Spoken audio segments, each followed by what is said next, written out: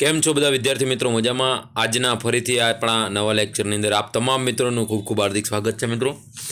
આશા રાખું છું તમામ મિત્રો ટ્રેનની પટરી ઉપર ગાડી ચાલતી હશે તમારી અને સારી એવી હવે ગતિ પણ પકડી હશે રીડિંગની અંદર મિત્રો. તો આપ તમામ મિત્રો રેગ્યુલરલી જેમ અહીંયાથી લેક્ચર અપલોડ થાય છે એમ રેગ્યુલર લેક્ચર ભરતા હશો અને સાથે સાથે મિત્રો રીડિંગ પણ તમારું સારું ચાલતું હશે અને લાઈવ તો આપણે એમસીક્યુ સોલ્વ કરાવીએ છીએ. કાલે જે એમસીક્યુ આપણે લાઈવ સોલ્વ કરાય, જો કોઈ મિત્રોએ ના લાઈવમાં જોડાઈ શકાયો કોઈ કારણોસર તો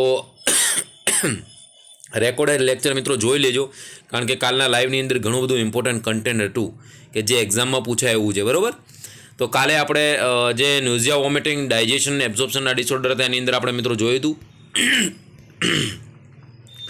એના પછી મિત્રો આજનું આપણો નવો ટોપિક છે જે ડિસીઝ કન્ડિશન પોર્શનની અંદર આપણે પહોંચ્યા છીએ તે હાઇટલ હર્નિયા. હર્નિયા એટલે શું મિત્રો? Protrusion of the organ in to out of કેવિટીની બહાર જે પ્રોટ્રુઝન થઈને ઓર્ગન આવે છે અને આપણે કહીશું હાઇટલ હર્નિયા. બરાબર, હાઇટલ હર્નિયા એ શું છે? Protrusion of the organ from the abdominal cavity. જે ઇન્ટેસ્ટાઇનલ છે એ આઉટ ઓફ પાઉચિંગ થઈ અને બહાર આવશે. બરાબર, એને કહીશું આપણે હાઇટલ હર્નિયા. અને એના દરેકના અલગ અલગ ટાઈપ છે મિત્રો. હાઇટલ હર્નિયા છે, ડાયાફ્રેગમેટિક હર્નિયા છે. બરાબર છે. હાઇટલ હર્નિયાની અંદર શું થશે કે જે લોઅર ઇસોફેગસ અને સ્ટમકનો પોર્શન છે એ અપવર્ડ ક્યાં થ્રુ ડાયાફ્રામ ચેસ્ટની અંદર ઘૂસી જશે, એને આપણે કહીશું હાઇટલ હર્નિયા. બરાબર, ઘણા બધા હર્નિયાના મિત્રો ટાઈપ છે. અમુકની અંદર ઇન્ટેસ્ટાઇનલ આઉટ પાઉચિંગ થઈને બહાર આવી જશે. પછી કોઈ બી ઓર્ગન અમુક જે એના નોર્મલ કેવિટીમાંથી આઉટ પાઇચિંગ થઈને પ્રોટ્રુઝન થઈને બહાર આવશે, એને આપણે કહીશું હર્નિયા. અને એ કઈ જગ્યાએ છે? અમ્બેલિકલ પાર્ટની અંદર છે, તો આપણે અમ્બેલિકલ હર્નિયા કરશું. બરાબર, અહીંયા લોઅર ઇસોફેગિયલ જે છે એ એરિયાની અંદર સ્ટમકનો આઉટવર્ડ પાર્ટ જે બહાર આવશે ડાયાફ્રામની અંદર અને ચેસ્ટની અંદર જશે, એને આપણે કહીશું હાઇટલ હર્નિયા. એમાં અલગ અલગ ટાઈપના નામ છે. જે પ્રમાણે જે ઓર્ગન પ્રોટ્રુઝ થઈને બહાર આવશે એ પ્રમાણે હર્નિયા નામ છે. પણ નોર્મલ હર્નિયા આપણે કોને કહીશું? તો protrusion of the any organ from the cavity. Protrusion of the lower esophageal and stomach upward through the diaphragm into the chest. જે આપણા ફોર એક્ઝામ્પલ આપણે ઇસોફેગસ છે અને આ શું છે મિત્રો? આપણું સ્ટમક છે. બરાબર, હવે આ જે લોઅર ઇસોફેગિયલ સ્ફિંક્ટર છે એ શું થશે? અહીંયા આઉટ પૂચિંગ થઈને બહાર આવશે અને પછી એ અપવર્ડ ડાયાફ્રામમાંથી ચેસ્ટ તરફ જશે. એટલે અહીંયા શું થશે? આઉટ પૂચિંગ જે થશે, અહીંનો ભાગ છે ફૂલી જશે, એને કહીશું આપણે હાઇટલ હર્નિયા. એની અંદર જોઈએ મિત્રો, ફર્સ્ટ છે sliding gastroesophageal junction above the hiatus. Sliding કોને કહીશું? જે ગેસ્ટ્રો એટલે સ્ટમક અને ઇસોફેજિયલ એટલે ઇસોફેગસનું જે જંક્શન છે એના ઉપર જે આવશે એને આપણે કહીશું સ્લાઇડિંગ. અને rolling para esophagus junction in the place portion of the stomach roll up through the diaphragm. Roll up થશે એટલે રાઉન્ડ શેપની અંદર થશે. અને સ્લાઇડિંગની જે ગેસ્ટ્રો ઇસોફેજિયલ જંક્શન છે એ ઉપર પાઉચિંગ થઈને આવશે, એને કહીશું સ્લાઇડિંગ.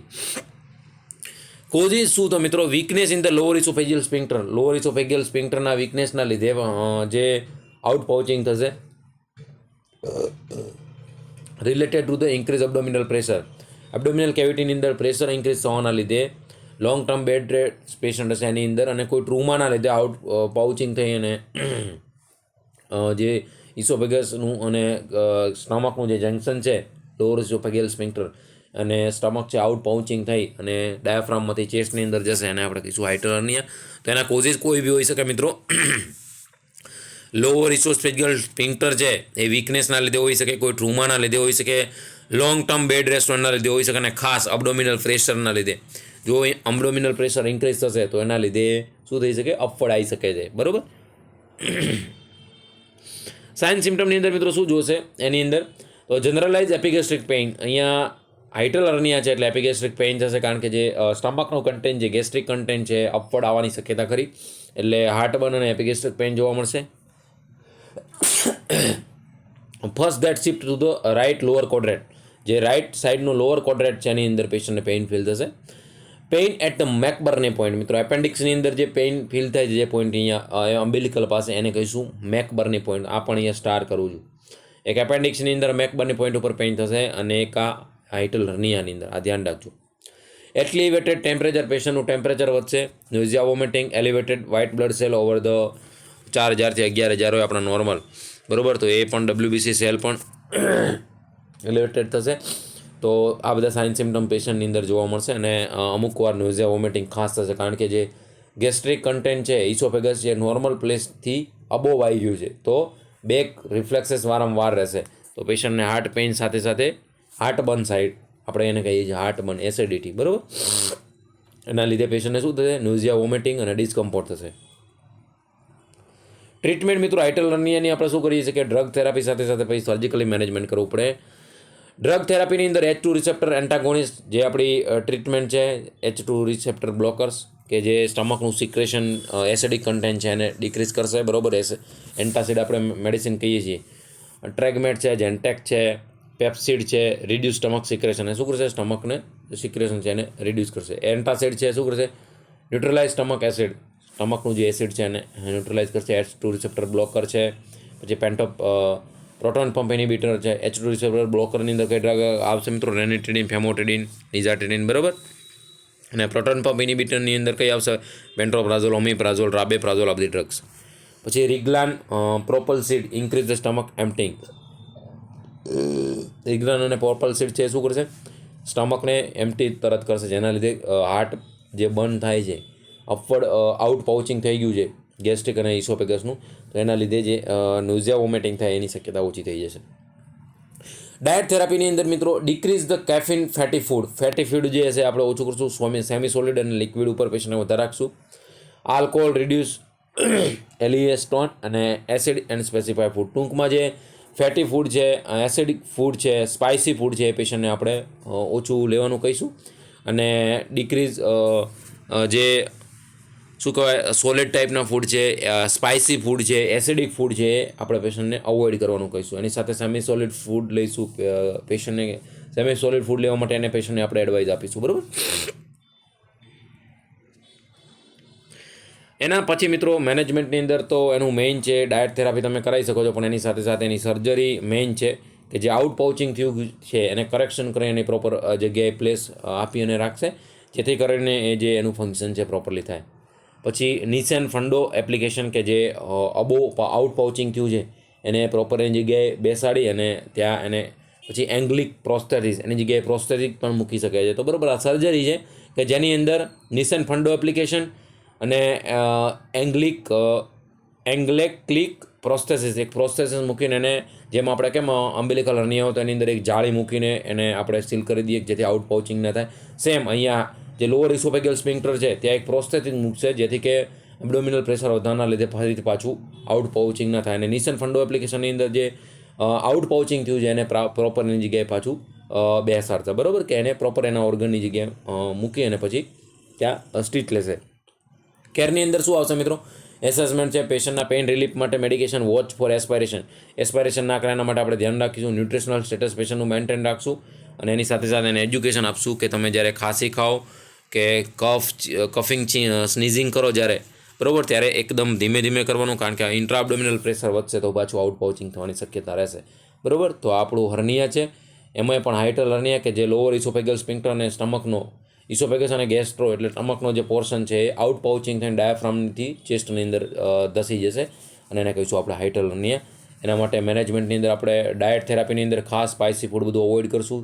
અને સાઇન સિમ્ટમની અંદર મિત્રો એને શું થશે? પેશન્ટને ન્યુઝિયા વોમિટિંગ, પછી હાર્ટ બર્ન, આ બધા પેશન્ટને ઇનડાઇજેશનના પ્રોબ્લેમ રહેશે. ન્યુઝિયા વોમિટિંગ, ખાસ ડિસ્કમ્ફર્ટ જોવા મળશે પેશન્ટની અંદર. તો એના માટે આપણે એસ્પાયરેટ ના કરે પેશન્ટ એ ધ્યાન રાખશું. પેઇન રિલીફ માટેની એનાલ્જેટિક મેડિસિન આપશું પેશન્ટને. અને સર્જરીની અંદર નિસન ફંડો એપ્લિકેશન અને એંગ્લિક પ્રોસ્થેટિસ મૂકશું કે જેના લીધે પેશન્ટને જે આઉટ પાઉચિંગ થઈ ગયું છે પ્રોપરના પ્લેસની જગ્યાએ રહેશે અને પાછું આઉટ પાઉચિંગ ના થાય એના માટે પ્રોસ્થેટિસ મૂકી અને પેશન્ટને જે ઓર્ગન જે એની જગ્યાએ હતું ત્યાં પાછું શિફ્ટ થશે. એના પછી મિત્રો બીજું ડિસીઝ કન્ડિશન છે ગેસ્ટ્રાઇટિસ. ગેસ્ટ્રાઇટિસ એટલે શું? ગેસ્ટ્રો એટલે સ્ટમક અને આઇટિસ એટલે ઇન્ફ્લામેશન. સ્ટમકનું ઇન્ફ્લામેશન, સ્ટમકની જે મ્યુકોઝલ લાઇનિંગ છે એનું ઇન્ફેક્શન, ઇન્ફ્લામેશન એને આપણે કહીશું ગેસ્ટ્રાઇટિસ, બરાબર. તો inflammation of the lining to stomach. સ્ટમકની જે લાઇનિંગ છે મિત્રો, આપણે કાલે 4 લેયર લાઈવની અંદર પણ જોયા અને એનાટોમીની અંદર પણ ભણ્યા કે જે મ્યુકોઝા, સબમ્યુકોઝા, મસ્ક્યુલારિસ લેયર એ બધા 4 લેયર આપણે જોયા, બરાબર. તો એ લેયરની અંદર જે સ્ટમકનું સૌથી અંદરનું લેયર છે મ્યુકોઝલ લેયર, એની અંદર જો ઇન્ફેક્શન, ઇન્ફ્લામેશન થશે તો એ પછી શું થશે? એની અંદર ગેસ્ટ્રિક ઇરોઝન જોવા મળશે અને પછી પેશન્ટને સિવિયર વધારે પડતું HClના સિક્રેશનના લીધે એ જે મ્યુકોઝલ લેયર છે એની અંદર શું થશે? ભંગાણ પડશે, ઇરોઝન પડશે. અને એમાંથી પછી બ્લીડિંગ પણ થવાની શક્યતા છે, બરાબર. તો જો ગેસ્ટ્રાઇટિસ થશે તો પેશન્ટને સિવિયર હાર્ટબર્ન થશે અને એસિડિટી થશે. પેશન્ટને GERD જોવા મળશે, back content gastric content back આવશે અને ડાયજેશન અને એબ્ઝોર્પ્શનની અંદર પણ પ્રોબ્લેમ થશે. ફર્સ્ટ છે મિત્રો acute excessive intake of food અથવા તો alcohol, food poisoning, chemical irritation. Acute એટલે મિત્રો શોર્ટ ટર્મની અંદર જોવા મળશે. એ પેશન્ટ શાના લીધે? વધારે પડતું તમે ખાઈ લીધું હોય, વધારે પડતું તમે ખાઈ લીધું, ના ખાવાનું, ક્યાંક લગ્નની અંદર ગયા મિત્રો, કોઈ ફેમિલી કે ફ્રેન્ડના તમારા દૂર દૂર સુધીના છે ને તમને ઇન્વિટેશન ના મળ્યું, કે ફેમિલીમાં ક્યાંક દૂર સુધી ઇન્વિટેશન મળ્યું અને તમે પહોંચી ગયા અને સારી સારી આઇટમો છે, મંચુરિયનથી માંડી નૂડલ્સ, પછી સ્વીટની અંદર સારા સારા સ્વીટ છે રજવાડી, પછી ઢોસા છે, પીઝા છે, પનીરનું શાક છે, વેજીટેબલ સબ્જી છે અને અલગ અલગ ટાઈપની વાનગીઓ છે અને તમારાથી મિત્રો કંટ્રોલ ના થયો અને થોડું થોડું ખાવાનું તમે ચાલુ રાખ્યું અને ઓવર થઈ ગયું, એના લીધે પણ ગેસ્ટ્રાઇટિસ થઈ શકે છે. તો ક્યાંય ખાવા જાઓ મિત્રો, ઇન કેસ જ્યારે પણ આપણું ડાયટ ચેન્જ થાય તો હાવ મિનિમમ ડાયટ લેવાનું. અને આ બધું જંક ફૂડ છે એ જ અત્યારે બધા ડિસીઝ કન્ડિશન માટે જવાબદાર છે. એટલે જ્યારે પણ મેરેજની અંદર જાઓ ત્યારે તો ખાસ ધ્યાન રાખવાનું. સૌથી સારામાં સારું અને બેસ્ટમાં બેસ્ટ જ્યારે મેરેજમાં જાઓ ત્યારે કાં તો દાલ ચાવલ, જે આપણા દાળ ફ્રાય જીરા રાઈસ હોય, અથવા તો દાળ ભાત હોય, અથવા તો ખીચડી અને કઢી હોય, એ બેસ્ટમાં બેસ્ટ આપણે થોડા હળવા ખાઈ લેવાના. અને તમને સ્વીટ ભાવતું હોય તો થોડું ઘણું સ્વીટ ખાઈ લેવાનું. પણ આપણે બધી છોકરીઓ તો પીઝા, નૂડલ્સ અને જે શું કહેવાય મંચુરિયન ઉપર જ અત્યારે એટેક કરે છે. તો એ ધ્યાન રાખજો મિત્રો, એ ફૂડ જંક ફૂડ છે. કોઈક દિવસ તમે ખાઓ, પણ અત્યારની છોકરીઓ તો રોજ રોજ બહાર ખાતી હોય છે અને છોકરાઓ પણ ઘણા બધા એની અંદર બર્ગર ને બધું ખાતા હોય. તો એ જંક ફૂડ અવોઇડ કરવાનું, જેના લીધે શું થશે? ઇન્ટેસ્ટાઇનલ ઓબ્સ્ટ્રક્શન, ગેસ્ટ્રાઇટિસ થવાની સૌથી વધારે શક્યતા છે. પછી કોઈ ફૂડ પોઈઝનિંગ હોય, કેમિકલ ઇરિટન્ટ તમે ઇન્જેક્શન કર્યું હોય, બરાબર, ઇન્હાલેશન કર્યું હોય, અને જો ઇન્જેક્શન કર્યું તમે અને જો તમારા સ્ટમકની અંદર ગયું તો એ પણ તમારી મ્યુકોઝલ લાઇનિંગને ઇરિટેટ કરે છે. પછી કોઈ એસિડિક ફૂડ પોઈઝન, તમે એસિડ પી લીધું તો એ પણ સ્ટમકની અંદર જઈને તમારી ગેસ્ટ્રિક મ્યુકોઝા છે એને શું કરશે? ઇરોઝન કરશે અને એની અંદર ક્રેકિંગ થશે અને પછી એમાંથી બ્લીડિંગ થવાની પણ શક્યતા છે. તો એને આપણે કહીશું એક્યુટ ગેસ્ટ્રાઇટિસ. બીજો મિત્રો એનો ટાઈપ છે chronic gastritis, repeated episode of acute. વારંવાર એક્યુટ ના એટેક આવશે, બરાબર, રિપીટેડ એપિસોડ આવશે અને વારંવાર હશે લોંગ ટર્મ, તો એને કહીશું ક્રોનિક ગેસ્ટ્રાઇટિસ. અને હેલિકોબેક્ટર પાયલોરી બેક્ટેરિયા, જે ગેસ્ટ્રિક એસિડિટીની જે પ્રોડક્શન HClનું છે એ વધારી અને એની અંદર પાયલોરી બેક્ટેરિયા છે શું કરશે? સ્ટમકની જે મ્યુકોઝલ લાઇનિંગ છે એને શું કરશે? ઇન્ફેક્ટેડ કરશે, ઇન્ફ્લામેશન કરશે એની અંદર. તો એને આપણે કહીશું ક્રોનિક ગેસ્ટ્રાઇટિસ. તો આ ધ્યાન રાખજો. સાઇન સિમ્ટમની અંદર મિત્રો શું જોવા મળશે? ખાસ ગેસ્ટ્રાઇટિસના સાઇન સિમ્ટમની અંદર ન્યુઝિયા વોમિટિંગ કોમન છે, કારણ કે કન્ટેન્ટ, સ્ટમક કન્ટેન્ટ છે, ગેસ્ટ્રિક કન્ટેન્ટ બહાર આવવાનું લીધે ન્યુઝિયા વોમિટિંગ પેશન્ટને રહેશે. ફિલિંગ ઓફ ફૂલનેસ, પેટ ભરેલું ભરેલું લાગશે. પેઇન ઇન ધ સ્ટમક, એને આપણે હાર્ટબર્ન કહીશું, બરાબર. ઇનડાઇજેશન, પેશન્ટને ડાયજેશન જ નહીં થાય. With chronic may have the only mild indigestion. જો ક્રોનિક લોંગ ટર્મની હશે તો એને ઇનડાઇજેશન સાથે અબડોમિનલ ફૂલનેસ તો લાગશે દરેક પેશન્ટને. Change in the stomach lining with decrease in acid and intrinsic factor, high risk for the pernicious anaemia. જો વારંવાર ક્રોનિક ગેસ્ટ્રાઇટિસ જશે તો એ પેશન્ટની અંદર શું થશે? ડિક્રીઝ એસિડ અને ઇન્ટ્રિન્સિક ફેક્ટર જો સ્ટમક લાઇનિંગના લીધે, ઇરોઝનના લીધે, જે એની અંદર ચીપ સેલ છે, પરાઇટલ સેલ છે, મ્યુકસ સેલ છે, એ બધા વારંવાર જો ડેમેજ થશે તો એના લીધે શું થશે મિત્રો? પ્રોપર હોર્મોન સિક્રેશન નહીં થાય. હોર્મોન સિક્રેશન નહીં થાય તો શું થશે? ઇન્ટ્રિન્સિક ફેક્ટર અને HClનું એસિડનું સિક્રેશન છે એ ઘટી જશે, બરાબર. અને એના લીધે પછી પર્નિશિયસ એનેમિયા થશે, કારણ કે ઇન્ટ્રિન્સિક ફેક્ટર એ વિટામિન B12 ના ડાયજેશન માટે અને એબ્ઝોર્પ્શન માટે બહુ જરૂરી છે, બરાબર. તો એ જો નહીં થાય એનું સિક્રેશન, તો એના લીધે હાઈ રિસ્ક ઓફ પર્નિશિયસ એનેમિયાનું પણ થશે, બરાબર. તો કોમ્પ્લિકેશનના રૂપે ક્રોનિક ગેસ્ટ્રાઇટિસનું પૂછે તો શું ધ્યાન રાખજો? પર્નિશિયસ એનેમિયા. ટ્રીટમેન્ટની અંદર મિત્રો, એની ખાસ ટ્રીટમેન્ટની અંદર આપણી એન્ટાસિડ મેડિસિન છે. ડ્રગ થેરાપીની અંદર એમાં H2 રિસેપ્ટર બ્લોકર અને પ્રોટોન પંપ ઇનિબિટર, બરાબર. એન્ટાસિડની અંદર H2 રિસેપ્ટર બ્લોકર્સની અંદર રેનેટિડિન, ફેમોટિડિન, લેઝાટિડિન બધી મેડિસિન આવે છે. પ્રોટોન પંપ ઇનિબિટરની અંદર મિત્રો પેન્ટોપ્રાઝોલ, ઓમિપ્રાઝોલ, રાબેપ્રાઝોલ, જે બધી આપણે ફાર્માકોલોજીની અંદર ડ્રગ ભણીએ છીએ, એ બધી શું કરશે? H2 રિસેપ્ટર બ્લોક કરીને જે એસિડનું સિક્રેશન વધી જાય છે એને બ્લોક કરશે, જેથી સ્ટમકમાં એસિડિક કન્ટેન્ટ નહીં રહે, આલ્કલાઇન કન્ટેન્ટ રહેશે, ન્યુટ્રલાઇઝ pH રહેશે. તો જે ઇરોઝન પર છે ગેસ્ટ્રિક મ્યુકોઝાની અંદર એ નહીં થાય અને એના લીધે શું થશે? પેશન્ટને ધીમે ધીમે હિલિંગ થશે.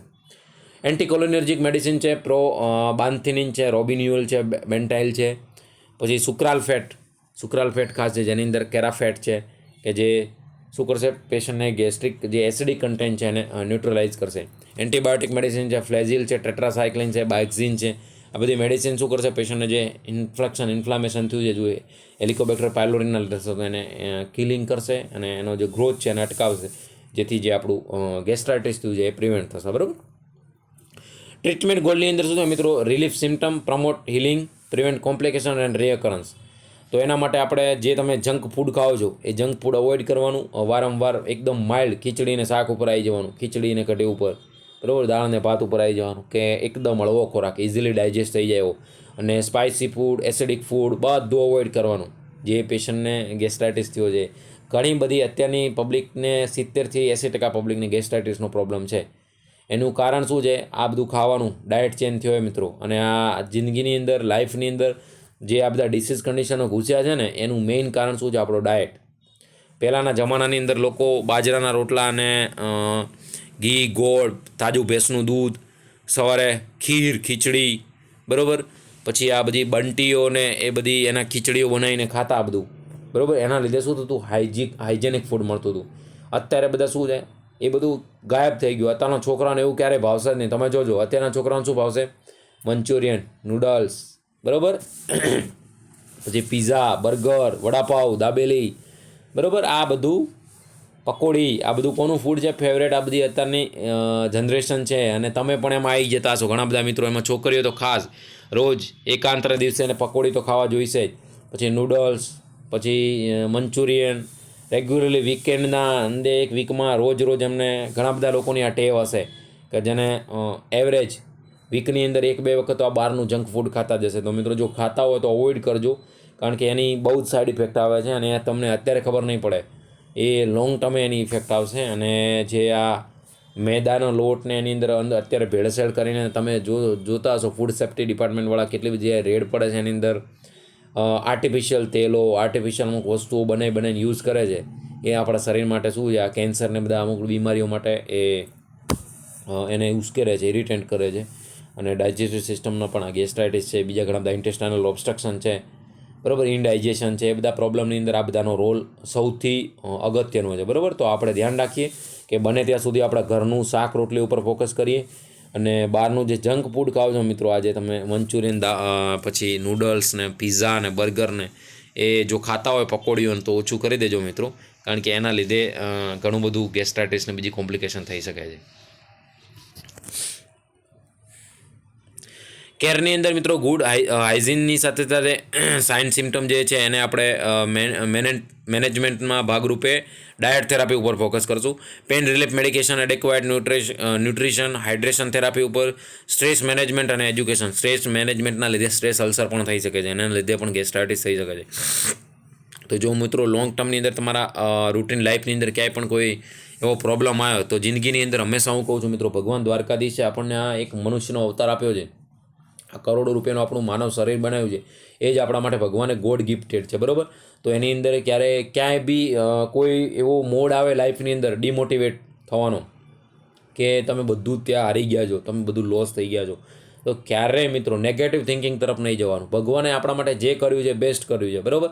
તો એને હંમેશા પોઝિટિવ લઈ અને એની સામે લડવાનું. અત્યાર સુધી મારી લાઈફનો એક્સપિરિયન્સ છે મિત્રો, હંમેશા તમે કોઈ બી સિચ્યુએશન આવે એનાથી ભાગો નહીં, એને પ્રેમથી એક્સેપ્ટ કરો અને એને જે સ્ટ્રગલિંગ પીરિયડ ભગવાને આપ્યો છે એની સામે લડો, છાતી ઠોકીને લડો. એક દિવસ તો એવો આવશે કે એ જે તમારું સ્ટ્રગલિંગનો પણ અંત આવશે અને ભગવાન પણ ત્યાં કહેશે એની બાઉન્ડ્રી, કોઈ બી વસ્તુની એક લિમિટેડ બાઉન્ડ્રી છે, બરાબર. કોઈ બી વસ્તુ આ દુનિયાની અંદર, કોઈ બી વસ્તુ, everything is not permanent, it is temporary, બરાબર. કોઈ બી વસ્તુ પરમાનન્ટ નથી જિંદગીની અંદર. નથી કોઈ પ્રાણ પ્રતિષ્ઠા મોભો, કોઈ વસ્તુ પરમાનન્ટ નથી જિંદગીની અંદર. નથી પૈસા પરમાનન્ટ, નથી જિંદગી પરમાનન્ટ, બરાબર. નથી આ મનુષ્યનો અવતાર પરમાનન્ટ, બરાબર. કાલે આવ્યા છીએ અને કાલે વહી જવાનું છે. તો જિંદગીની અંદર આટલું બધું શું ભાગદોડની વચ્ચે આટલા બધા સ્ટ્રેસ લઈને ફરવાનું, બરાબર. જે જીવો છો એ શાંતિથી જીવો. 2 ટાઈમનું જવાનું ખાવાનું મળી રહે છે તમને. તમારા જે બેઝિક પ્રાઇમરી જે નીડ છે, બરાબર, રોટી મકાન કપડાં, એ તમારી પૂરી થઈ જાય છે, બરાબર. તો પછી શાની પાછળ, પૈસાની પાછળ ભાગવાનું?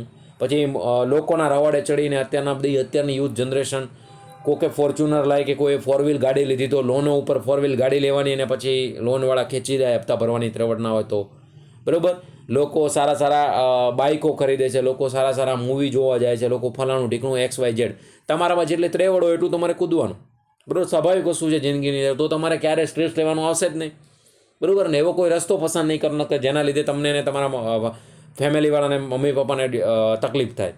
તમે એવું કોઈ પગલું ભરો છો અને પહેલાં 17 વખત વિચારીને ભરવું જોઈએ આપણે, કે જેના લીધે આપણી સ્ટ્રેસ આવી શકે છે, બરાબર. તો જિંદગીની અંદર જ્યારે પણ તમારે કોઈ એવી સિચ્યુએશન આવી ગઈ, બરાબર, તો એ સિચ્યુએશનની સામે મિત્રો હંમેશા લડવાનું, સ્ટ્રગલ કરવાનું, ફાઇટ કરવાની. એક દિવસ દુઃખ હશે તો સુખ આવશે જ, અને સુખ હશે તો એ પરમાનન્ટ નથી મિત્રો. હંમેશા કહું છું, એવરીથિંગ ઇઝ ટેમ્પરરી. કોઈ વસ્તુ ભગવાને પરમાનન્ટ નથી બનાવી.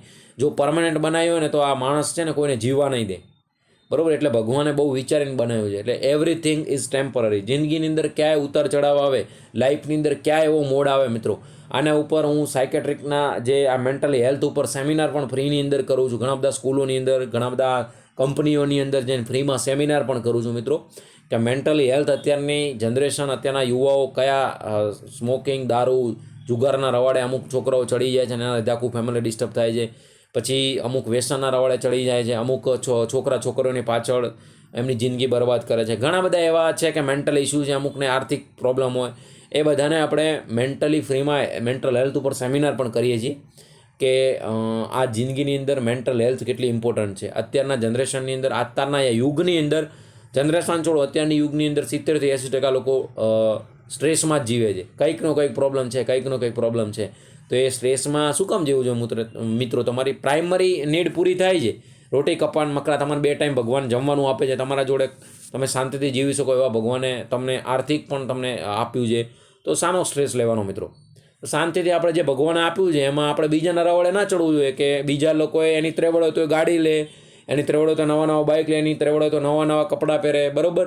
તો એ આપણે આપણા માટે જીવવાનું છે, બીજાને બતાવવા માટે નથી જીવવાનું. તો જિંદગીની અંદર જ્યારે તમે પોતાના માટે જીવશો, બરાબર, બીજાને બતાવવાનું છોડી દેશો અને પોતાના માટે જીવશો, કે જેટલી તમારે જરૂરિયાત છે એટલો જ તમે ખર્ચ કરશો, તો તમારે જિંદગીમાં ક્યારેય સ્ટ્રેસ નહીં આવે, બરાબર. તો એક લાઈફનો આ પણ પાર્ટ છે કે આપણે જિંદગી કઈ રીતે જીવવી, બીજાના લોકોને માટે બતાવવા માટે જીવી કે પોતાના માટે જીવી, એ પણ એક પોતાને આપણે આટલી જગ્યાએ પહોંચ્યા હોય તો આપણે એ સમજવું જોઈએ, બરાબર. તો ક્યાંય પણ જિંદગીની અંદર એવો મોડ આવે તો ક્યાંય ગભરાવાનું નહીં મિત્રો, અને ક્યાંય જરૂર પડે તો તમે કોન્ટેક્ટ બી કરી શકો છો, કે કોઈ બી સ્ટ્રેસ કે એવું કોઈ તમારી જિંદગીની અંદર એવો મોડ આવ્યો કે હવે આપણાથી મતલબ કે આ મોડ બહુ જિંદગી જીવવા માટે અઘરો છે, તો એમ માની લેવાનું કે ભગવાન દ્વારકાધીશે હવે આપણું પાછું પલટાયું છે, જિંદગી આપણી આખી કંઈક ચેન્જ થવાની છે, ત્યારે જ આપણને એવો મોડ લાઈન મૂક્યો હોય. ભગવાને યાદ રાખવાનું, દુઃખ ત્યારે જ આવે છે મિત્રો પાછળ તમારે સુખ ઊભું હોય છે. આ જિંદગીમાં યાદ રાખજો, આ પર્સનલ એક્સપિરિયન્સ છે, બરાબર, કે તમારી લાઈફની અંદર દુઃખ ક્યારે આવશે કે પાછળ ભગવાને તમારા માટે કંઈક સારું વિચાર્યું છે, એવું પોઝિટિવ થિંકિંગ, એની સામે ફાઇટ કરવાની, એનાથી દૂર નહીં ભાગવાનું. કોઈ બી પ્રોબ્લેમ હોય એનું સોલ્યુશન હોય ને હોય જ લાઈફની અંદર. એટલે નેગેટિવ સ્ટેપ ક્યારે જિંદગીની અંદર નહીં લેવાનું. હોસલા બુલંદ રાખો, બરાબર, જીત પક્કી છે. એટલે ક્યાંય એવું પણ લાઈફની અંદર ડિમોટિવેશનનો ટાઈમ આવે તો ગભરાવાનું નહીં, બરાબર, એની સામે ફાઇટ કરવાની. એના પછી મિત્રો આપણું નવો ડિસીઝ કન્ડિશન છે, અને ઘણી બધી વાર એક્ઝામમાં ક્વેશ્ચન પણ પૂછાય છે, અને ફેમસ આપણા જીઆઈ સિસ્ટમનું પેપ્ટિક અલ્સર મિત્રો. પેપ્ટિક અલ્સર એટલે loss of tissue from the lining of digestive tract may be acute અથવા તો ક્રોનિક, બરાબર. અંદર જે સ્ટમક છે એની અંદર આપણે અલ્સર થઈ જવું, અને કહીશું આપણે પેપ્ટિક અલ્સર. એના લીધે શું થશે? Loss of tissue from the lining of the digestive track. Digestive ટ્રેકની જે મ્યુકોઝલ લાઇનિંગ છે એની ટિશ્યુ શું થશે? લોસ થશે, એની અંદર ઇરોઝન પડશે, એને કહીશું આપણે પેપ્ટિક અલ્સર. એના 2 ટાઈપ છે, એક્યુટ અને ક્રોનિક. ક્લાસિફાય એના કરેલા છે 2. ગેસ્ટ્રિક સ્ટમકની અંદર હશે તો એને ગેસ્ટ્રિક અલ્સર કહીશું, અને ડિયોડેનલની અંદર હશે તો ડિયોડેનલ અલ્સર કહીશું, બરાબર. Stress develop 24 to 48 hours after event. જો લાઈફની અંદર હું તમને કહું છું મિત્રો, કોઈ બી તમારી લાઈફની અંદર એવી કોઈ સ્ટ્રેસ આવી તો એના લીધે પણ અલ્સર થઈ શકે છે સ્ટમકની અંદર, કારણ કે એવા ઇમોશનલી હોર્મોન સિક્રેટ થશે કે જે ગેસ્ટ્રિક એસિડ HCLને સિક્રેશન વધારી દેશે, અને HCLનું સિક્રેશન વધશે એટલે અલ્સર થવાની શક્યતા છે, બરાબર. તો આપણે આપણા હોર્મોનને પણ કંટ્રોલમાં રાખવાના, કે જેના લીધે આપણે આ તકલીફ ના આવે, બરાબર. કોઝિસ કયા છે મિત્રો? કોઈ ડ્રગની સાઇડ ઇફેક્ટના લીધે પેપ્ટિક અલ્સર થઈ શકે છે, સ્ટ્રેસના લીધે થઈ શકે છે, ખાસ ધ્યાન રાખજો. હેવી આલ્કોહોલ કન્ઝપ્શન, વધારે પડતું પી લીધું એના લીધે પણ થઈ શકે રેગ્યુલર એટેક. મિત્રો જિંદગીની અંદર જો તમારે સુખી થવું હોય ને, ખરેખર જિંદગીની અંદર સુખી થવું હોય તો એક દારૂ, બરાબર, આલ્કોહોલ અને એક વ્યસન, બરાબર, સ્મોકિંગ છે, ટોબેકો છે, આ બધાથી દૂર રહેવાનું, અવોઇડ કરવાનું. જિંદગીની અંદર જો તમારે સુખી થવું હોય, જો સુખી કઈ રીતે મિત્રો, જિંદગીની અંદર તમે તમારું પ્રાઇમરી નીડ પૂરી કરી શકો છો. શરીરની અંદર તમારે કોઈ પ્રોબ્લેમ નથી તો તમે કરોડો રૂપિયા તમારી પાસે છે એવું માનવાનું હંમેશા લાઈફની અંદર. પૈસાથી એકલા સુખી થવાય એવું નથી મિત્રો. સુખી થવા માટે ઘણા બધા મિત્રો લાખોપતિ છે, કરોડોપતિ છે, પણ કેન્સરથી પીડાય છે, બ્લડની કોઈ બીમારીઓ છે, બરાબર. તો એ શું છે, વન ટાઈપ ઓફ દુઃખ જ થયું, બરાબર. જિંદગીની અંદર શાંતિથી જીવવા માટે બે જ વસ્તુ તમારે ફોલો કરવાની, કે એક તો હાર્ડવર્ક કરવાનું અને આ આલ્કોહોલ અને વ્યસનથી દૂર ભાગવાનું. તો ઓટોમેટિકલી ભગવાન તમને સારો રસ્તો બતાવશે.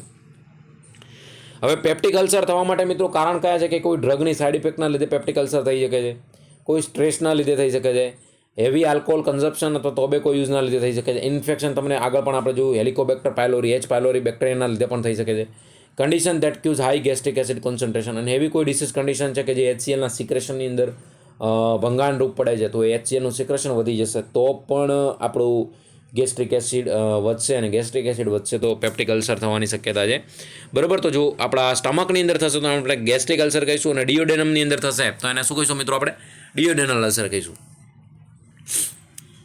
હવે પેપ્ટિક અલ્સરના જે ગેસ્ટ્રિક અલ્સર અને ડિયોડેનલ અલ્સર વચ્ચેનો જે ડિફરન્સ છે એની અંદર જોઈએ તો ફર્સ્ટ ગેસ્ટ્રિક અલ્સર છે. આ બંને વચ્ચેનો ડિફરન્સ મિત્રો ખાસ ધ્યાન રાખજો, આમાંથી ઘણી બધી વાર એક્ઝામમાં ક્વેશ્ચન પૂછાયેલો છે. બર્નિંગ પેઇન 1 to 2 hours, જેવું અલ્સરનું તમને સિક્રેશન થયું, HClનું સિક્રેશન વધ્યું અને અલ્સર થશે અંદર, તો એનું burning pain within 1 to 2 hours ની અંદર સ્ટાર્ટ થશે. આફ્ટર મીલ, ખાધાના 1 થી 2 કલાક પછી, ધ્યાન રાખજો, after meal. Upper left abdominal back and relieve by the food, જ્યારે પેઇન તમે ક્યારે સ્ટાર્ટ થશે? ખાવાનું લીધું એના 1 થી 2 કલાક પછી, બરાબર ને, અપર અબ્ડોમિનલની અંદર અને બેક પોર્શનની અંદર થશે, અને જ્યારે ખાશો, ફૂડ લેશો ત્યારે પેઇન ઓટોમેટિકલી રિલીવ થઈ જશે. સેમ ડિયોડેનલ અલ્સરની અંદર શું થશે? બર્નિંગ અથવા તો cramping pain 2 to 4 hours after food, બરાબર. ખાધાના પહેલાંની અંદર 1 થી 2 કલાક, આની અંદર 2 થી 4 કલાક પછી થશે. Beneath xiphoid and back relieved by the antacid અથવા તો ફૂડ, આની અંદર પેઇન રિલીવ શાનાથી થશે મિત્રો? એન્ટાસિડ અને અમુક જો ન્યુટ્રલ જે ફૂડ હશે એનાથી પેઇન રિલીવ થશે, પણ એના માટે એન્ટાસિડ લેવી પડશે, બરાબર. તો ધ્યાન રાખજો કે ગેસ્ટ્રિક અલ્સર છે એની અંદર બર્નિંગ પેઇન ક્યારે સ્ટાર્ટ થશે? તમે ફૂડ લીધું એના 1 to 2 hours પછી, અને આની અંદર 2 to 4 hours પછી ડિયોડેનલ અલ્સરની અંદર. અને નોર્મલી ગેસ્ટ્રિક અલ્સર છે એની અંદર જે ગેસ્ટ્રિક પેઇન છે એ રિલીવ ફૂડ તમે લેશો એનાથી ઓટોમેટિકલી થઈ જશે, અને ડિયોડેનલ અલ્સરમાં તમારે એન્ટાસિડ લેવી પડશે. ન્યુઝિયા, વોમિટિંગ, એનોરેક્સિયા અને વેઇટ લોસ જોવા મળશે. આની અંદર ઇન્ક્રીઝ ગેસ્ટ્રિક એસિડ જોવા મળશે. પણ આ જે ડિયોડેનલ અલ્સર છે એની અંદર મિત્રો ન્યુઝિયા, વોમિટિંગ ગેસ્ટ્રિક અલ્સરની સાપેક્ષમાં ઓછું જોવા મળશે, એની જગ્યાએ ડાયરિયા જોવા મળશે પેશન્ટને, બરાબર. તો વેઇટ લોસ પણ જોવા મળશે, એનોરેક્સિયા પણ જોવા મળશે. Solo gastric secretion decrease, gastric secretion શું થશે? ગેસ્ટ્રિક અલ્સરની અંદર ઓછું થશે, જ્યારે ડિયોડેનલ અલ્સરની અંદર શું થશે મિત્રો? ગેસ્ટ્રિક એસિડ છે એ વધી જશે. ગેસ્ટ્રિક અલ્સર કોની અંદર થવાની શક્યતા વધારે છે? Older man, working class, blood type A, જેની અંદર બ્લડ ટાઈપ એ હશે એની અંદર અંડર સ્ટ્રેસની અંદર હશે તો ગેસ્ટ્રિક અલ્સર કોની અંદર થશે? જેની ઉંમર વધારે હશે, વર્કિંગ ક્લાસવાળા પર્સનની અંદર બ્લડ ટાઈપ એ હશે એની અંદર જેને, અને જે અંડર સ્ટ્રેસની અંદર માણસ હશે એને, બરાબર. સેમ એની સામે ડિયોડેનલ અલ્સર કોની અંદર થશે? યંગર એડલ્ટ આપણે છીએ એની અંદર, ઓલ સોશિયલ ક્લાસીસ, દરેક ક્લાસીસની અંદર થઈ શકે, બ્લડ ટાઈપ ઓ જેનું બ્લડ ગ્રુપ ઓ છે એની અંદર, અને ક્રોનિક ઇલનેસ, જેને લોંગ ટર્મથી કોઈ ઇલનેસ છે, ક્રોનિક ઇલનેસ છે, એના લીધે ડિયોડેનલ અલ્સર થવાની શક્યતા છે, બરાબર. તો આ ધ્યાન રાખજો મિત્રો, આના લીધે તમારે ડિયોડેનલ અલ્સર અને ગેસ્ટ્રિક અલ્સર થઈ શકે છે. ફરીથી એકવાર ડિફરન્સ જોઈ લઈએ. ગેસ્ટ્રિક અલ્સરની અંદર જે બર્નિંગ પેઇન છે એ ક્યારે સ્ટાર્ટ થશે? 1 to 2 hours આફ્ટર ફૂડ. ડિયોડેનલ અલ્સરની અંદર ક્યારે સ્ટાર્ટ થશે મિત્રો? 2 to 4 hours આફ્ટર ફૂડ. અને ગેસ્ટ્રિક અલ્સરની અંદર ફૂડ ક્યારે પેઇન જે છે એ ક્યારે રિલીવ થશે? જ્યારે તમે ફૂડ લેશો એના પછી આફ્ટર ફૂડ, બરાબર. જ્યારે ડિયોડેનલ અલ્સરની અંદર તમારે એન્ટાસિડ લેવી પડશે. ગેસ્ટ્રિક અલ્સરની અંદર ન્યુઝિયા, વોમિટિંગ, એનોરેક્સિયા, લોસ ઓફ એપેટાઇટ અને વેઇટ લોસ થશે પેશન્ટની અંદર. જ્યારે ડિયોડેનલ અલ્સરની અંદર શું? એની સાપેક્ષની અંદર ન્યુઝિયા, વોમિટિંગ ઓછા હશે, રેર કેસની અંદર એની સામે ડાયરિયા હશે. અને ગેસ્ટ્રિક અલ્સરની અંદર જે ગેસ્ટ્રિક સિક્રેશન છે એ ડિક્રીઝ થશે, જ્યારે ડિયોડેનલ અલ્સરની અંદર ગેસ્ટ્રિક સિક્રેશન છે ઇન્ક્રીઝ થશે. ગેસ્ટ્રિક અલ્સર કોની અંદર જોવા મળશે? ઓલ્ડર વુમન, જેની ઉંમર વધારે હશે, ઓલ્ડર મેન, વર્કિંગ ક્લાસવાળા હશે, બ્લડ જેનું ગ્રુપ એ હશે એની અંદર, અને જે સ્ટ્રેસની અંદર હશે એ ગેસ્ટ્રિક અલ્સર જોવા મળશે. જ્યારે ડિયોડેનલ અલ્સર યંગર મેનની અંદર, ઓલ્ડ સોશિયલ ક્લાસીસની અંદર, બ્લડ ગ્રુપ O એની અંદર અને ક્રોનિક ઇલનેસ હોય એની અંદર. તો આ ધ્યાન રાખજો પેપ્ટિક અલ્સર અને ડિયોડેનલ અલ્સર વચ્ચેનો ડિફરન્ટ. હવે પેપ્ટિક અલ્સરના લીધે મિત્રો કોમ્પ્લિકેશન કઈ થઈ શકે છે? તો હેમરેજ થઈ શકે છે. આટલું બધું ગેસ્ટ્રિક જે મ્યુકોઝા છે એની અંદર ઇરોઝન થશે, ખવણ થશે, બરાબર, એની ટિશ્યુ લોસ થશે. તો શું અંદર સબ મ્યુકોઝા લેયર છે મ્યુકોઝા પછીનું, તો એની અંદર મિત્રો બ્લડ વેસલ્સ હશે, લિમ્ફોઇડ ટિશ્યુ હશે અને નર્વ સપ્લાય હશે. તો એ બ્લડ વેસલ્સ બ્રેકડાઉન થશે. તો શું લીધે? એના લીધે બ્લીડિંગ થશે અને એના લીધે શું થશે? હેમરેજ. બરાબર. તો આ ધ્યાન રાખજો કોમ્પ્લિકેશનના રૂપે. પરફોરેશન પણ કાણાપડીની અંદર પરફોરેશન થઈ શકે છે. પાયલોરિક ઓબ્સ્ટ્રક્શન, જો તમારા ઇન્ટેસ્ટાઇનલની અંદર, ડિયોડેનલની અંદર જો અલ્સર હશે તો એના લીધે પાયલોરિક ઓબ્સ્ટ્રક્શન પણ થઈ શકે છે. બરાબર. તો જે લાસ્ટ પોર્શન છે આપણા સ્ટમકનું એ ઓબ્સ્ટ્રક્ટ થઈ જશે તો ગેસ્ટ્રિક કન્ટેન્ટ છે ઇન્ટેસ્ટાઇનમાં ની અંદર નહીં જઈ શકે. એના લીધે પણ ઇનડાઇજેશન અને બેક ફ્લો GERD થવાની શક્યતા છે. બરાબર. તો આ ધ્યાન રાખજો કે અલ્સરના લીધે કઈ કોમ્પ્લિકેશન થઈ શકે? તો હેમરેજ, પરફોરેશન અને પાયલોરિક ઓબ્સ્ટ્રક્શન. એની ટ્રીટમેન્ટની અંદર મિત્રો આપણે શું આપશું? જે પ્રમાણે કીધું એન્ટાસિડ થેરાપી બેસ્ટ છે. H2 રિસેપ્ટર બ્લોકર અને પ્રોટોન પંપ ઇનિબિટર છે. એન્ટીકોલિનર્જિક, જેની અંદર પ્રોબાન્થેનિન, રોબિન્યુલ, બેન્થાઇલ, સુક્રાલ ફેટ છે, એની અંદર કેરાફેટ જે આપણે આગળ પણ જોયું હતું, અને એન્ટીબાયોટિક થેરાપી જે હેલિકોબેક્ટર પાયલોરી બેક્ટેરિયાના લીધે જો સ્ટ્રેસ આપણું શું કહેવાય ગેસ્ટ્રિક અલ્સર થયું હશે તો બરાબર. ફ્લેગાઇલ, ટેટ્રાસાઇકિલ, બાયક્સિન છે. ટ્રીટમેન્ટ ગોલની અંદર આપણે બધા રિલીફ સિમ્ટમ, પ્રમોટ હિલિંગ, જે HClનું સિક્રેશન ડિક્રીઝ કરીને ન્યુટ્રલાઇઝ pH રહેશે તો ઓટોમેટિકલી પ્રમોટ હિલિંગ થશે. પ્રિવેન્ટ કોમ્પ્લિકેશન અને પ્રિવેન્ટ રિઅકરન્સ, વારંવાર ના થાય અને કોમ્પ્લિકેશન આપણી જે આપણે જોયું હેમરેજને ના થાય એને પ્રિવેન્ટ કરશું. બરાબર. અને બીજું મિત્રો જો સ્ટ્રેસની અંદર કોઈ હશે તો એનું આપણું સાયકોલોજીકલ કાઉન્સલિંગ કરીને સાયકોલોજીકલ પેશન્ટને સપોર્ટ આપીશું. બરાબર. તો ખાસ એની અંદર એન્ટાસિડ જ છે મિત્રો, અને ડાયટ થેરાપી ઉપર સ્પાઇસી ફૂડ છે, આલ્કોહોલ કન્ઝપ્શન છે આપણે અવોઇડ કરાવીશું. બરાબર. તો જે અલ્સરવાળું પેશન્ટ છે, પેપ્ટિક અલ્સર હોય કે એની અંદર જો ગેસ્ટ્રિક અલ્સર અને ડિયોડેનલ અલ્સર બંને હોય તો જેના કોઝિસ છે એને આઈડેન્ટિફાય કરી સ્ટ્રેસના લીધે જો અલ્સર હશે તો એમને આપણે સાયકોલોજીકલ સપોર્ટની સાથે સાથે સાયકેટ્રિક કાઉન્સલિંગ પણ પ્રોવાઈડ કરીશું, અને ક્યાંય પણ એને જરૂર પડે તો એને આપણે સપોર્ટ કરીશું. બરાબર. કોઈ ડ્રગની થેરાપીના લીધે થયું છે સાઇડ ઇફેક્ટના લીધે તો એને આપણે સ્ટોપ કરાવીશું. પછી સ્પાઇસી ફૂડ છે એ ખાસ અવોઇડ કરાવીશું. બરાબર. જંક ફૂડ બધું અવોઇડ કરાવીશું પેશન્ટને. અને જો કોઈ બીજી સાઇડ ઇફેક્ટના લીધે, કોઈ ડિસીઝ કન્ડિશનના લીધે થયું હશે તો એના માટે આપણે એની પર્ટિક્યુલર જે ટ્રીટમેન્ટ હશે એ H2 રિસેપ્ટર બ્લોકર, એન્ટાસિડના સાથે સાથે એન્ટીબાયોટિકની સાથે સાથે આપણે કરાવીશું. બરાબર. ઇન્ટરવેન્શનની અંદર મિત્રો શું આવશે કે 3 meal a day એનું જે સેમી સોલિડ ફૂડ આપણે એકદમ હળવો ડાયટ પેશન્ટને આપશું, ડિક્રીઝ એસિડ પ્રોડક્શન થાય એના માટે. 3 meal a day એની અંદર બને એટલું ફ્રિકવન્ટલી પેશન્ટને ડાયટ આપીશું, અને દિવસની અંદર minimum 3 time. Decrease food that stimulate acid secretion and cause ડિસ્કમ્ફોર્ટ.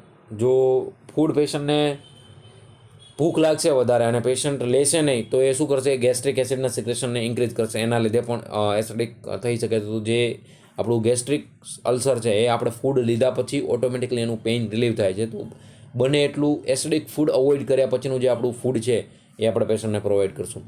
Treat pain with the rest, પેશન્ટને રેસ્ટ માટે કહીશું, અને એનાલ્જેસિક મેડિસિન પ્રોવાઈડ કરીશું. ડાયટ એન્ડ ડ્રગ થેરાપી, ડાયટની અંદર મેં તમને કીધું ને મિત્રો, સ્પાઇસી ફૂડ છે, જંક ફૂડ છે એ બધું આપણે અવોઇડ કરાવીશું. બરાબર. પેશન્ટને ડ્રગ થેરાપીની અંદર આપણી H2 રિસેપ્ટર બ્લોકર, એન્ટાસિડ છે, પ્રોટોન પંપ ઇનિબિટર છે. પછી જો બેક્ટેરિયલ હશે ઇન્ફેક્શન H. પાયલોરીના લીધે તો આપણે એન્ટીબાયોટિક મેડિસિન પણ પ્રોવાઈડ કરીશું.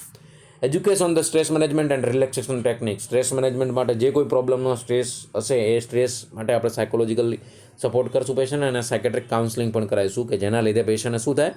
સાયકોલોજીકલ સપોર્ટ રહે. બરાબર. અને રિલેક્સેશન ટેકનિક પ્રોવાઈડ કરશું કે એવું કોઈ સ્ટ્રેસ આવે તો મ્યુઝિક થેરાપી છે, યોગા છે, એક્સરસાઇઝ છે, બધું પેશન્ટને આપણે પ્રોવાઈડ કરશું જેના લીધે પેશન્ટને ઊંઘ મળી રહે. સર્જિકલી ઓપ્શન ફોર ગેસ્ટ્રિક અલ્સર. હવે જો આટલું બધું કરવા છતાંય જો અલ્સર છે એની અંદર કોઈ હિલિંગ થતું નથી, કે એની અંદર કોઈ પ્રોપર ટ્રીટમેન્ટ આપ્યા પછી પણ મટતું નથી અને પેઇન પેશન્ટને, અને ક્રોનિક જે કન્ટિન્યુઅસલી એને હાર્ટ બંધ છે, આ બધી નોઇઝા વોમિટિંગના પ્રોબ્લેમ ચાલુ છે, તો એના માટે આપણે સર્જરી કરવી પડશે. ટુ ડિક્રીઝ એસિડ સિક્રેશન, એસિડનું સિક્રેશન HClનું સિક્રેશન જ વધી જાય છે, જેના લીધે અલ્સર થાય છે, તો એને જ આપણે કટ કરવું. વેગોટોમી, એની અંદર જે આપણી નવ છે એને જ આપણે કટ કરી દઈશું. પાયલોરોપ્લાસ્ટી, એને પાયલોરસને રિપેર કરશું. ગેસ્ટ્રો એન્ટેરોસ્ટોમી, એને રિમૂવ કરશું આપણે ગેસ્ટ્રો અને સ્ટમકને. એન્ટેરેક્ટોમી, પછી સબટોટલ ગેસ્ટ્રોક્ટોમીની અંદર બિલોર્થ 1 અને બિલોર્થ 2, એની અંદર જે ઉપરનું શું કહેવાય ઇસોફેગસ અને સ્ટમકનો ઉપરનો પોર્શન ફંડસવાળો જે પાર્ટ છે એની અંદર બિલોર્થ 1ની અંદર એ, અને એની સાથે સાથે અમુક ઇન્ટેસ્ટાઇનલનો પાર્ટ પણ રિમૂવ કરશે. બિલોર્થ 2ની અંદર ઇન્ટેસ્ટાઇન, સ્ટમક અને જ્યાં જરૂર હશે એ પ્રમાણે એની સર્જરી. બિલોર્થ 1 અને બિલોર્થ 2 આપણે ગેસ્ટ્રોટોમીની સર્જરી ભણી જ ગયા છીએ.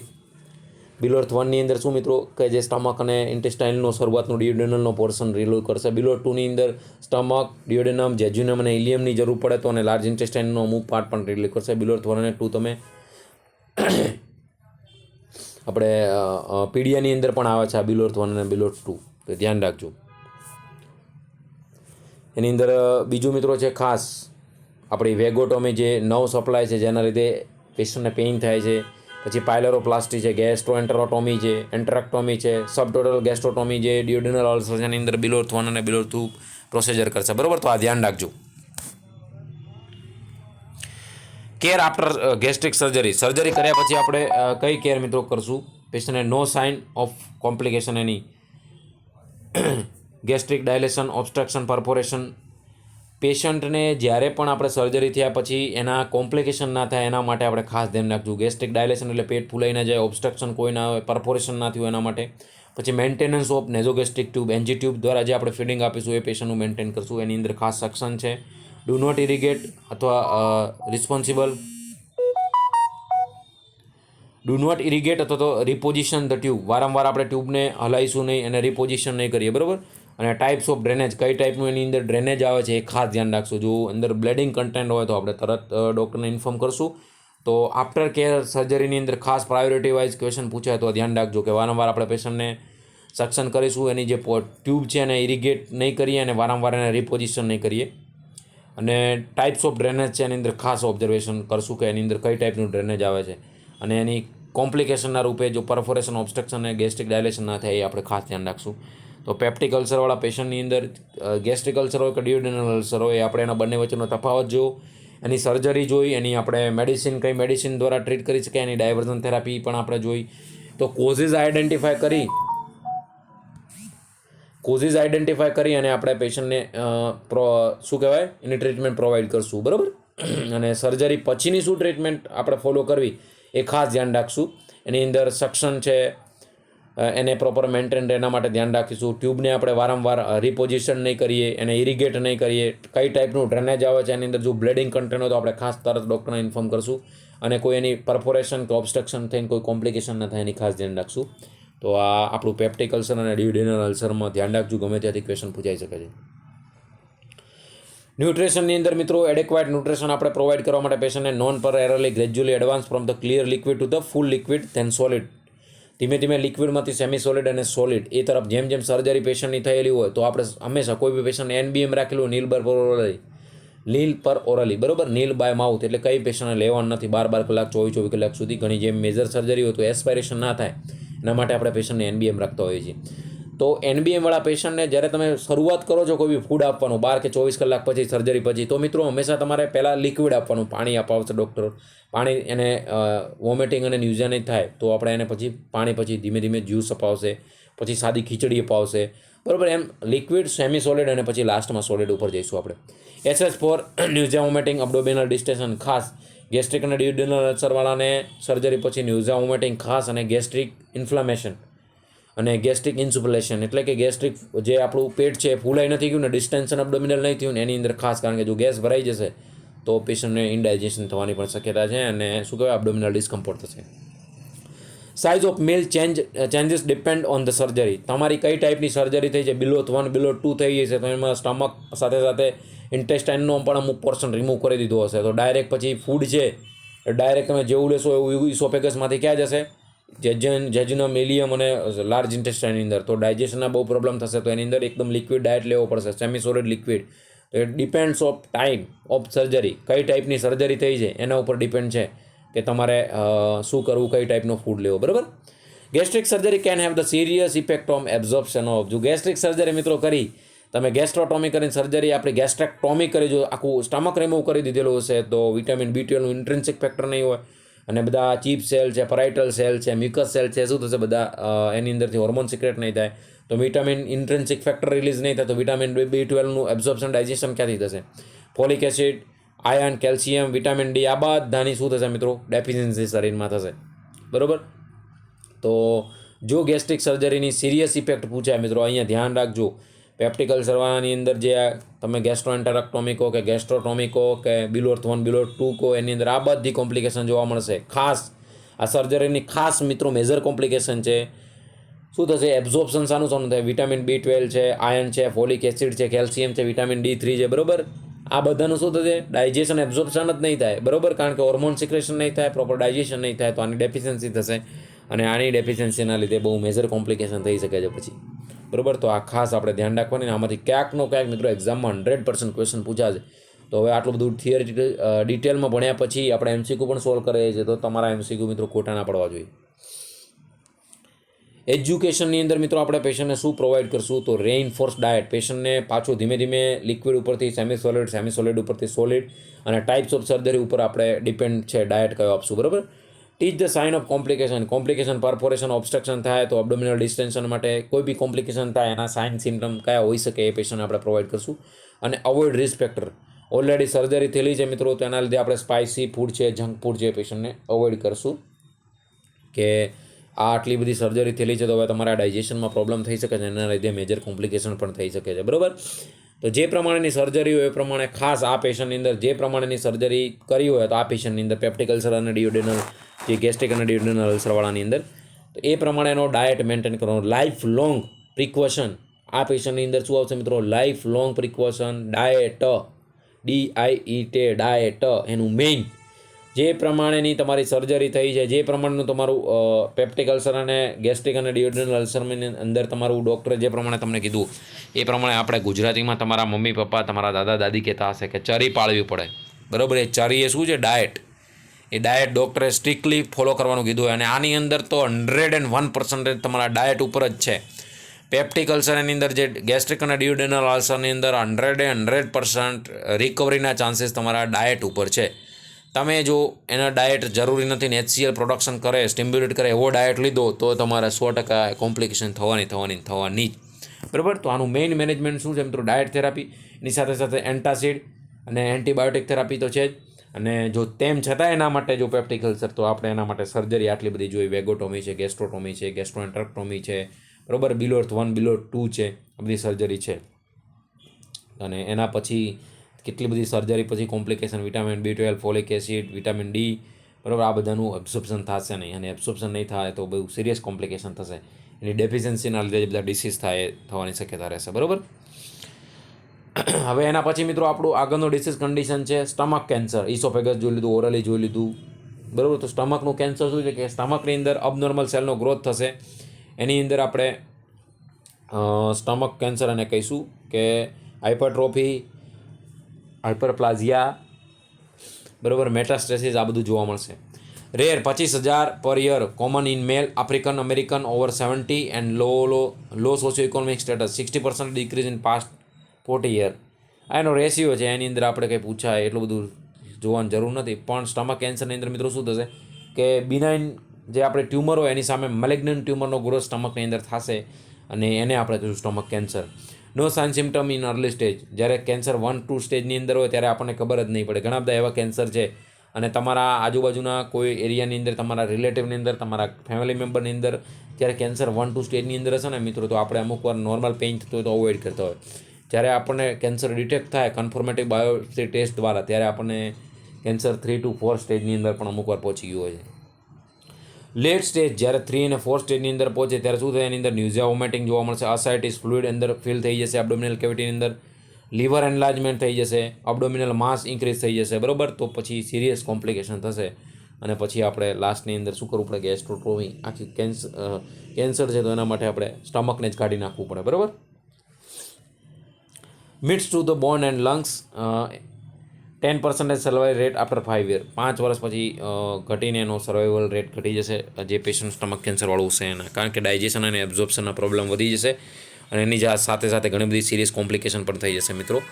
તો જે સ્ટમક કેન્સર કોઈ બી મિત્રો કેન્સરવાળો પેશન્ટ હોય તો વિધિન કેન્સર ડિટેક્ટ થયો એના પછી ડિપેન્ડિંગ ઓન ધ કયા ઓર્ગનનું કેન્સર છે એના ઉપર ડિપેન્ડ છે. ઘણા બધા કેન્સરને ત્યાં પછી 20-20 વર્ષો કાઢી નાખે છે, બરાબર. તો એ ડિપેન્ડિંગ ઓન કઈ સાઇડ કયા ઓર્ગનનું કેન્સર છે એના ઉપર ડિપેન્ડ છે. રિસ્ક ફેક્ટર તો મિત્રો પર્નિસિયસ એનેમિયા છે, ક્રોનિક ગેસ્ટ્રાઇટિસ છે, એના લીધે સિગારેટ સ્મોકિંગ છે, ડાયટ એ high in the starch, salted meat, pickle food છે અને નાઇટ્રેટ્સ, આ બધું વધારે પ્રમાણમાં ડાયટની અંદર લેવાથી થઈ શકે છે, બરાબર. એના લીધે રિસ્ક ફેક્ટરની અંદર આ પર્નિસિયસ એનેમિયા, ફોર એક્ઝામ્પલ તમને સ્ટમકનું કેન્સર થયું તો શું ડાયજેશન, એબ્સોર્પ્શન બધું, હોર્મોન સિક્રેશન બધું મિત્રો અફેક્ટ થશે એના સિક્રેશન ઉપર, ડાયજેશન ઉપર, એબ્ઝોર્પ્શન ઉપર. તો પર્નિસિયસ એનેમિયા, ગેસ્ટ્રાઇટિસ આ બધી કોમ્પ્લિકેશન થઈ શકે છે અને એના લીધે શું થશે પેશન્ટની અંદર બીજા ઘણા બધા કોમ્પ્લિકેશન થઈ શકે છે. અને સ્મોકિંગ, આલ્કોહોલ કન્ઝપ્શન, પછી ક્રોનિક ગેસ્ટ્રાઇટિક, વારંવાર ગેસ્ટ્રિક મ્યુકોઝા ઇરિટેટ થવાના લીધે, પછી હેવી સાલ્ટ, સ્ટાર્ચ, પીકડ ફૂડ, નાઇટ્રેટ્સ આ બધું તમે ઇન્જેક્શન કરશો આ ડાયટના લીધે તમારે સ્ટમક કેન્સરની શક્યતા છે, બરાબર. ટ્રીટમેન્ટની અંદર મિત્રો સર્જરીની અંદર તમારે એક જ સર્જરી છે, સ્ટમકને તમારે પાર્શલ અથવા તો કમ્પ્લીટલી રિમૂવ કરવું પડે, એને આપણે કહીએ ગેસ્ટ્રેક્ટોમી, કિમોથેરાપી અને રેડિયોથેરાપી, શેક લેવા પડશે અને દવાના ડોઝ લેવા પડશે અને આપણે કહીશું કિમોથેરાપી. સર્જરીની અંદર મેં તમને કીધું એ પ્રમાણે સબ ટોટલ ગેસ્ટ્રેક્ટોમી અથવા તો ટોટલ, પાર્શલ અથવા તો ટોટલી રિમૂવ કરવી પડે. સબ ટોટલ ગેસ્ટ્રેક્ટોમી અથવા તો ટોટલ ગેસ્ટ્રેક્ટોમી જે પ્રમાણની અંદર ટ્યુમર નોર્મલ સાઇઝની અંદર હશે અને બીજા કોઈ પોર્શનને ઇન્વોલ્વ નહીં કર્યો હોય સ્ટમકના, તો એની અંદર સબ ટોટલ ગેસ્ટ્રેક્ટોમી અને આખા જે ટોટલ પોર્શન જો રિમૂવ કરશે, આખું સ્ટમક જ કાઢી નાખશે તો એને કહીશું ટોટલ ગેસ્ટ્રેક્ટોમી, બરાબર. એના પછીનો મિત્રો આપણો ઇન્ફ્લામેટરી બોવેલ ડિસીઝ છે, આપણે નેક્સ્ટ લેક્ચરની અંદર રાખીશું. તો અત્યારે આપણે 1 by 1 જે ડિસીઝ કન્ડિશન લઈએ છીએ મિત્રો એની અંદરથી એક્ઝામમાં ઢગલોવાર MCQ પૂછાયેલા છે, ઢગલોવાર ઘણી બધી એન્ઝાઇમમાં પેપ્ટિકલ છે તો ફેવરેટ ટોપિક છે એનો, બરાબર. તો એક્ઝામની અંદર પૂછવા માટેનું આપણું આટલું ડિટેલમાં કન્ટેન્ટ ભણીએ છીએ મિત્રો, તો તમારો પણ રીડિંગ કર્યા પછી, વાંચ્યા પછી મિત્રો એને MCQ આપણે લાઈવમાં સોલ્વ કરાવીએ છીએ, એની અંદર પાર્ટિસિપેટ થઈ કોમ્પિટેટિવ બુકની અંદરથી MCQ સોલ્વ કરી અને મેક્ઝિમમ તમારો એફર્ટ હોવો જોઈએ કે અબકી બાર 1903 પારની અંદરથી આપણે આપણી એક સીટ કન્ફર્મ બુક કરવાની છે મિત્રો. હું રેગ્યુલરલી તમારી પાછળ મિત્રો 4 થી 5 કલાક નિસ્વાર્થ ભાવે આખા ગુજરાતની અંદર જે મિત્રોને જરૂર છે એવા આખા ગુજરાતમાં નિસ્વાર્થ ભાવે મિત્રો સેવા કરવા માટે તમારી દિવસની તમારી પાછળ 5 થી 6 કલાક આપું છું. લેક્ચર માટે કન્ટેન્ટ ભેગું કરવાનું, PPT બનાવવાની, લેક્ચર લેવાનું, લેક્ચર લીધા પછી મિત્રો 2 થી 3 કલાકે તો ઓનલાઈન અપલોડ થાય છે લેક્ચર, બરાબર. અને એ અપલોડ થયા પછી તમારા સુધી પહોંચાડવું આ બધું 5 થી 7 કલાકનો ટાઈમ લે છે મિત્રો. રેગ્યુલરલી મારા નિસ્વાર્થ ભાવે મારા દિવસના, મારી લાઈફના તમારી પાછળ 5 થી 7 કલાક હું આપું છું. તો તમારે તો તમારા મા બાપ માટે ને તમારા ખુદના માટે સ્ટડી કરવાનું છે.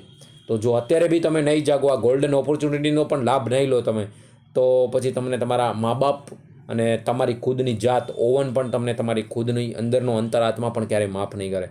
મારા જોડે ટાઈમ હતો, મારા જોડે પ્લેટફોર્મ ઊભું હતું, નિસ્વાર્થ ભાવે સેવા કરવાવાળા માણસો દુનિયામાં ક્યાંય નથી અત્યારે.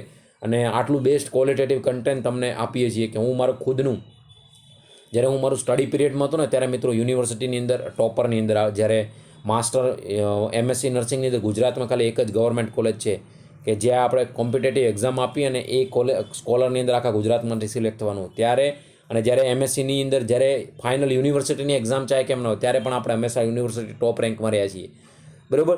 તો એ કેમ રહેવાય છે અત્યાર સુધી પણ કેમ છીએ આ લેવલે કે કોન્સ્ટન્ટ મહેનત ચાલુ છે. મારે અત્યારે તમારી પાછળ શું છે, હું જ્યારે ક્લાસીસની અંદર સ્ટુડન્ટને ગવર્મેન્ટ એક્ઝામની તૈયારી કરાવતો હતો મિત્રો, ત્યારે એમના જોડેથી 20-25 હજાર સ્ટુડન્ટ ફી ભરીને આનું આ કન્ટેન્ટ એમને આપતો, ઉપરથી આટલું હું એમને ટાઈમ નથી આપી શકતો. ત્યારે તો મારે ત્યાં કલાક લેક્ચર જ લેવાનું હોય, મારું કન્ટેન્ટ બનાવીને મારે લેક્ચર લઈને ત્યાં છૂટું અપલોડ કરવાવાળો જે કોમ્પ્યુટર ઓપરેટર રાખેલો એ ઓપરેટ કરી દે, સ્ટુડન્ટને જે કંઈ તકલીફ હોય એમાંથી ટેકનોલોજીથી એ કોમ્પ્યુટર ઓપરેટર સંભાળી લે. અહીંયા તો મિત્રો હું એક માણસ તમારી સામે લડી રહ્યો છું આ બધા બેરિયરો સામે, બરાબર. ઓછામાં ઓછા ટેકનોલોજીના બેરિયર સામે હું તમને આટલું બેસ્ટ ક્વોલિટેટિવ કન્ટેન્ટ આપું છું. તો તમારું ખુદનું પણ બને છે જવાબદારી કે તમે તમારા માટે, તમારા મા બાપ માટે તમારે કંઈક કરવું જોઈએ મિત્રો. અને જો અત્યારે આ ટાઈમની અંદર પણ નહીં કરો તો હવે ક્યારે નેક્સ્ટ આટલી મોટી ભરતી આવે કે નહીં એનું કોઈ નક્કી નથી, બરાબર.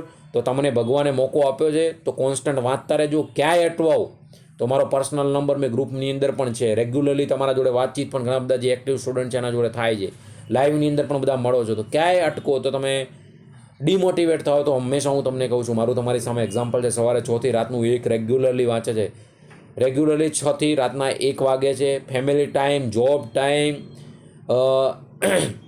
સોશિયલ ટાઈમ અને એની સિવાયના તમારી પાછળ રેગ્યુલરલી મિત્રો રેગ્યુલરલી 5 કલાક કાઢું છું. લેક્ચર તમારું કોઈ દિવસ સ્કીપ નહીં થયું હોય, દિવાળી હોય, બેસતું વર્ષ હોય, તમારું રેગ્યુલરલી મિત્રો તમને છેલ્લા કેટલા મહિનાથી કેટલી સિસ્ટમો પૂરી કરી દીધી તમારી, બરાબર, ફ્રીમાં નિસ્વાર્થ ભાવે આખા ગુજરાતમાં ઝુંબેશ ઉઠાડી છે. એકમાત્ર અત્યારે બાકી ગાંધીનગરની અંદર તમે જઈને જોઈ શકો છો મિત્રો, 35,000 40,000 રૂપિયા લોકોએ કમાવાનો ધંધો ઊભો કર્યો છે આ તૈયારીની અંદર, આ શું કહેવાય, આ ભરતીની અંદર, બરાબર. તો આપણે તમને નિસ્વાર્થ ભાવે પ્રોવાઈડ કરી રહ્યા છીએ, તો મિત્રો એનો લાભ લેજો કે તમે જેથી તમે અને તમારા મા બાપનું અબકી બાર 1903 પારનું સપનું સાકાર કરી શકો. વિડીયોને લાઇક કરી અને તમારા જેટલા કલીગ્સના ગ્રુપ હોય મિત્રો એમાં શેર કરજો. અને ચેનલને જો મારા મિત્રો હજી સુધી સબસ્ક્રાઇબ ના કરી હોય તો એકમાત્ર એવું વ્યક્તિ છે કે તમારા માત્ર નિસ્વાર્થ ભાવે કરે છે મિત્રો, 5-5 6-6 કલાક એની લાઈફનું તમારી પાછળ આપે છે. તો તમે ચેનલે હજી સુધી જો સબસ્ક્રાઇબ ના કર્યો તો મિત્રો સબસ્ક્રાઇબ કરી દેજો, જેથી કરીને જેવું અહીંથી લેક્ચર અપલોડ થાય એવું તમને નોટિફિકેશન મળી રહે, બરાબર. તો ફરીથી તમામ મિત્રોનો દિલથી ખૂબ ખૂબ આભાર. મહેનત કરતા રહેજો, કન્ટિન્યુટી, પેશન્સ અને હાર્ડવર્ક સાથે વળગી રહેજો. લાઈવનો ગ્રુપમાં મેસેજ આવે MCQ સોલ્વ કરવા માટે તો આવી જજો, ત્યાં બી આનાથી બેસ્ટ 1 થી 1 ચડિયાતું ક્વોલિટેટિવ કન્ટેન્ટ આપણે આપીએ છીએ. બધા પેપરોમાંથી, બધી કોમ્પિટેટિવ બુકમાંથી ઓધી MCQ તમારા માટે નીકાળી અને તમારા સુધી પહોંચાડવાની કોશિશ કરીએ છીએ. તો ભગવાન તમને એક પ્લેટફોર્મ ઊભું કરીને લાભ મારા થ્રુ આપે છે, બરાબર. અને જ્યારે તમે સિલેક્શન લેશો અને 1903માંથી અબકી બાર 1903 પારનો એક ઓર્ડર તમારા હાથમાં હશે અને જે ખુશી હશે તમારાની અને તમારા મા બાપ માટે, એના પછી આપણે મિત્રો સમૂહ ભોજન રાખીશું 100% બધા મિત્રો સાથે મળીને આપણે બધા સાથે આપણી આનંદ અને ખુશીની લાગણી વ્યક્ત કરીશું. ત્યારે તમે જે તમારા મા બાપનું ને તમારા ચહેરા ઉપર જે ખુશી હશે એ મારા માટે ભગવાનના આશીર્વાદરૂપ હશે. આટલી મહેનતનું ત્યારે મને ફળ મળશે, બરાબર. તો તમામ મિત્રોનો ફરીથી ખૂબ ખૂબ દિલથી આભાર. વાંચતા રહેજો, મહેનત કરતા રહેજો, ક્યાંય અટવાવ તો હંમેશા તમારા માટે મિત્રો બેઠો છું, બરાબર. ગમે ત્યારે યાદ કરજો, હંમેશા આપણે બને એટલી મદદ કરશું. બધા મિત્રોનો ખૂબ ખૂબ આભાર. જય દ્વારકાધીશ.